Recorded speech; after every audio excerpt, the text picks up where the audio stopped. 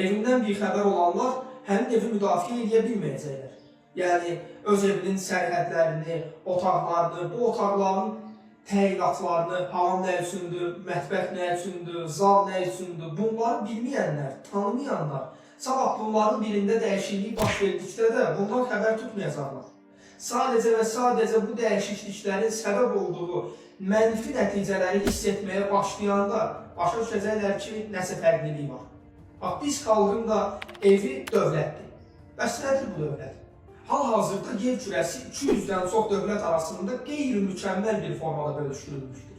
Və bu bölüşdürülmələr siyasi, iqtisadi, hərbi və xüsusən də etnik mənsubiyyət kimi dayaq nöqtələrinə əsaslanır. Bizim xəbərimiz olan, yəni tarixdə izini tapa bildiyimiz ilk dövlətlər eramızdan əvvəl 4-cü minilliyin sonlarında Fırat və Diclə, yəni iki çay arasında qədim Mesopotamiyada Şumerlər tərəfindən qurulan şəhər dövlətləridir. Bunlar Uruk, Kiş, Lagaş, Eridu kimi şəhər dövlətləri idi. Yəni, vahid mərkəzləşdirilmiş bir dövlət olmasalar da ayrı-ayrı yaşayış məntəqələrində təşkilatlanmışdılar. Eynilə bu dövlətlərdən minilliklər sonra Yunanistanda Platonun dövlət əsərini yazdığı dövrdə olan Yunanistan şəhər dövlətləri kimi. İnsanların daimi köç etməyi dayandırıb müəyyən bir məkanda sabit olaraq yaşayış məntəqələri qurmaqları ilə birlikdə artıq olsu toplayıcı yaşayış tərzindən də müəyyən qədər uzaqlaşaraq əkinçiliyə başlamışdılar. Təbii olaraq hər sahədə olduğu kimi bu sahədə də sürətlə inkişaf edirdilər. Sulama kanalları və s. kimi əkinçiliklə bağlı texnologiyalarını inkişaf eləməyi ilə birlikdə artıq insanlar zərurətdən artıq məhsul əldə etməyə başlamışdılar. Yəni, bu günlərini, sabahlarını idarə edə biləcəklərindən daha çox məhsulları yığılırdı. Təbii olaraq gələcəkdə baş verə biləcək təbii fəlakətlərdən sığorta ayrıldı onlar üçün. Əkin sahələri məhv ola bilərdi, amma əllərində yığdıqları əkinçiləri var idi və bunlardan istifadə edərək yaşaya biləcəklər və ya digər millətlər, köçər xalqlar, yəni digər insanlar onların əlindən bu əkin sahələrini alsalar da əllərində müəyyən qədər ərzaqlar qalacaqdı. Təbii ki, əkinçilikdə artıq məhsulun olmağı insanların əkinçilikdən başqa sahələrə də yönələ bilməyinə şərait yaratdı. Sənətkarlıq, din adamları, dövlət adamları və s.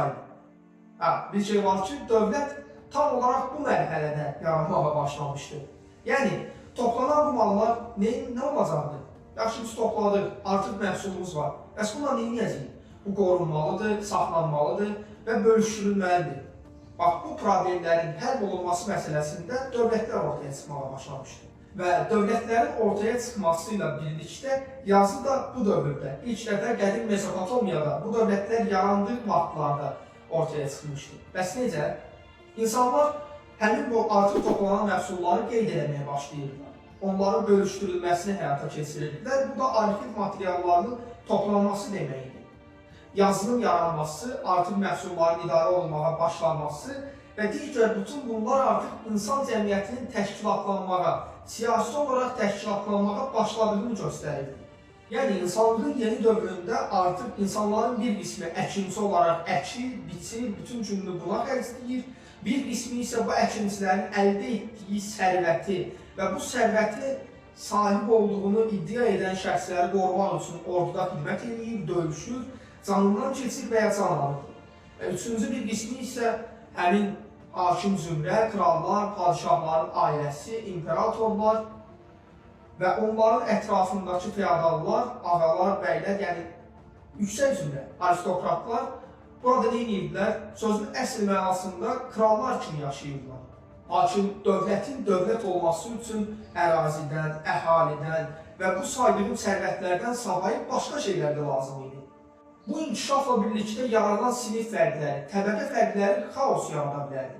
Xaosun qarşısının alınması üçün isə həm bu təbəqələrin öz daxilində parçalanmasının qarşısını almaq, yəni baş verə biləcək qarşıdurmaların qarşısını almaq, həm də bu təbəqələrin arasında yaşana biləcək qarşıdurmaların qarşısını almaq üçün qanunlar ortaya çıxmışdı.